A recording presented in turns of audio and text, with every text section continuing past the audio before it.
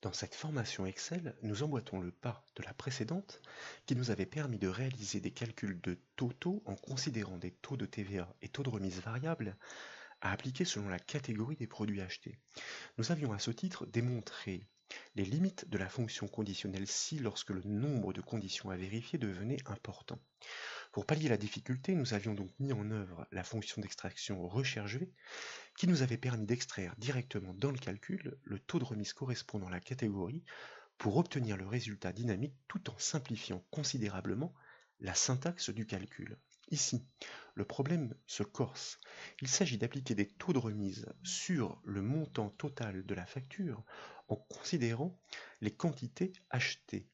Il n'y a plus de règles strictes, comme la correspondance entre les catégories pour extraire le bon taux de remise à appliquer. Toutes les quantités ne peuvent être prévues à l'avance. Des remises sont donc accordées par tranche ou intervalle. Par exemple, si la quantité achetée pour un produit est comprise entre 50 et 100 unités, alors une remise de 10% supplémentaire est accordée entre 10 et 20, une remise de 4% supplémentaire est accordée. Et ce n'est pas l'imbrication des fonctions-ci qui va nous permettre de résoudre le problème. Nous pourrions très bien partir du principe, ou plutôt partir du raisonnement suivant. Si la quantité achetée est supérieure à 100, alors nous appliquons 20%. Sinon, si elle est comprise entre 50 et 100, alors nous appliquons 10%. Sinon, si elle est comprise entre 20 et 50, alors nous appliquons 6%, et ainsi de suite. C'est une formule et donc une syntaxe interminable, qui plus est statique, qui ne pourra pas prévoir les éventuelles tranches ou intervalles supplémentaires que nous serions susceptibles d'ajouter. C'est la raison pour laquelle, une fois encore, la fonction recherche-V apporte la solution. Elle peut envisager un nombre illimité de conditions pour produire le bon taux à appliquer. Mais la subtilité est importante. Elle réside dans le dernier paramètre booléen de la fonction que nous avons toujours fixé à faux jusqu'alors afin d'effectuer une recherche selon une correspondance exacte. Et c'est ici précisément que nous allons comprendre son intérêt et sa puissance. Nous partons donc du classeur source proposé au téléchargement comme toujours depuis le site bombage.fr. L'objectif est de réaliser ici le calcul finalisé incluant la remise en fonction de la quantité. Il consiste donc à multiplier le total hors taxe par, entre parenthèses, 1 moins la remise. Mais cette remise, ce pourcentage, va dépendre de ce facteur, la quantité achetée, que nous allons donc rechercher, extraire avec la fonction recherche-V comme nous l'avons fait dans la formation précédente. Illustration. Nous tapons le symbole égal comme toujours pour débuter le calcul.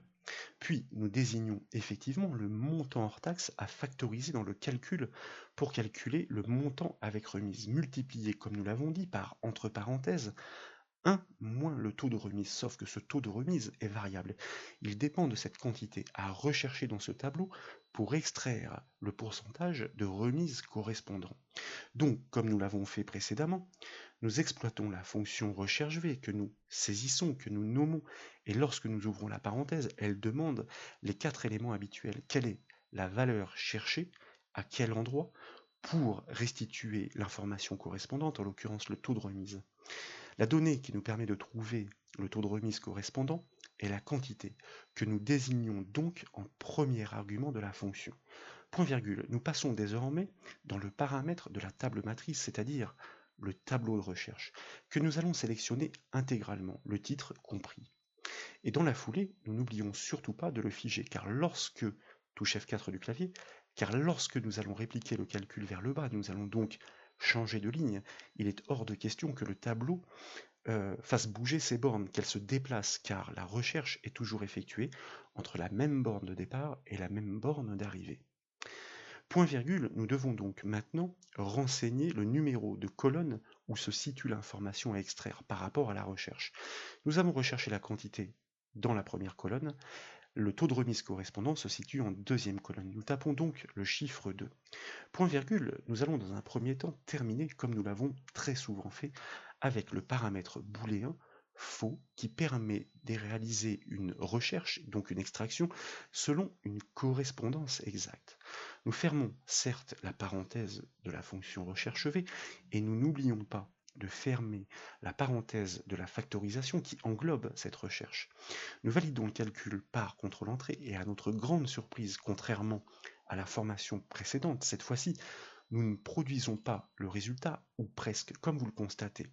Il semblerait que dans certains cas, en effet, le résultat soit produit. La raison est tout à fait évidente. Constatez que, ici, la quantité achetée est un nombre rond qui est d'ailleurs référencé dans ce tableau des remises. Et il en va de même d'ailleurs pour le deuxième résultat trouvé avec succès. C'est dû à ce paramètre booléen, le dernier faux, qui a demandé à la fonction recherche v de réaliser une recherche selon une correspondance exacte. En somme, lorsque la quantité n'est pas trouvée, et elle ne peut pas être toujours trouvée, eh bien la fonction recherche v se trouve dans l'incapacité d'effectuer la correspondance. 99 ne correspond à rien. En revanche, lorsque le paramètre, la quantité, est trouvé, eh bien effectivement, les 4% de remise sont appliqués ici, ou encore, dans ce cas, tout simplement, 2% de remise. L'astuce consiste justement à moduler ce dernier paramètre. Nous allons reprendre la saisie de notre formule. Il s'agit simplement de modifier le paramètre booléen faux en vrai. La différence est la suivante. Lorsque la fonction recherche v ne va pas trouver l'élément qui lui est demandé, eh bien elle va prendre l'élément qui se situe le plus près, mais directement en dessous. Pour 99, donc 50 va être pris en référence et 10% vont être utilisés pour le calcul du montant remisé, ce qui est parfait puisqu'il faut qu'on dépasse un palier pour que la remise suivante soit accordée. Lorsque nous validons le calcul cette fois, constatez que c'est magique, tous les résultats sont produits alors qu'avec une fonction ci, nous aurions obtenu une syntaxe interminable qui à coup sûr aurait été sujette à erreur et en plus qui n'aurait pas permis d'évoluer en fonction des nouvelles tranches ou intervalles que nous aurions pu ajouter pour prévoir d'autres remises.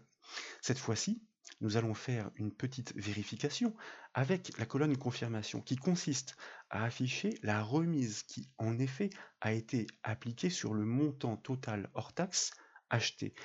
Une évolution se calcule selon la syntaxe suivante. Il s'agit de faire la différence entre le montant de départ et le montant final et à diviser ce résultat par le montant de départ et nous obtiendrons bien, la progression en pourcentage. Illustration, nous sélectionnons le premier calcul, nous englobons la soustraction, entre parenthèses, car la division est prioritaire sur la soustraction.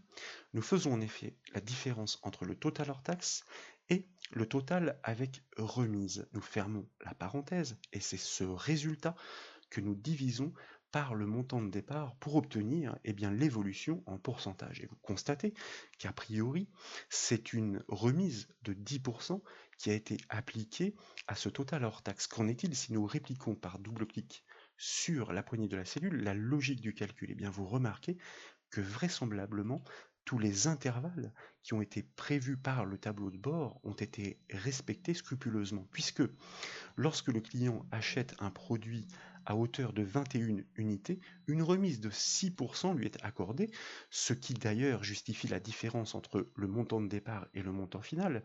21 unités, effectivement, la quantité prévue la plus proche est 20 et la remise accordée dans cette tranche est de 6%.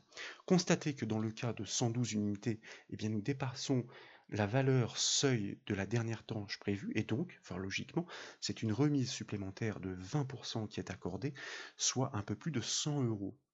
Ainsi de suite, donc voilà à quoi sert ce fameux paramètre booléen réglé à vrai. Il est utile dans bien d'autres cas, nous l'avions mis en œuvre notamment pour calculer les primes des salariés selon les anciennetés. Les anciennetés étaient prévues de la même façon par tranche afin de passer des paliers et prévoir des pourcentages de primes supplémentaires. J'espère que cette petite démonstration vous a plu. Si c'est le cas, comme toujours, je compte sur vous pour mettre un petit j'aime à la vidéo. Et comme vous le savez, vous pouvez retrouver toutes les autres formations sur le site bombache.fr. Je vous remercie.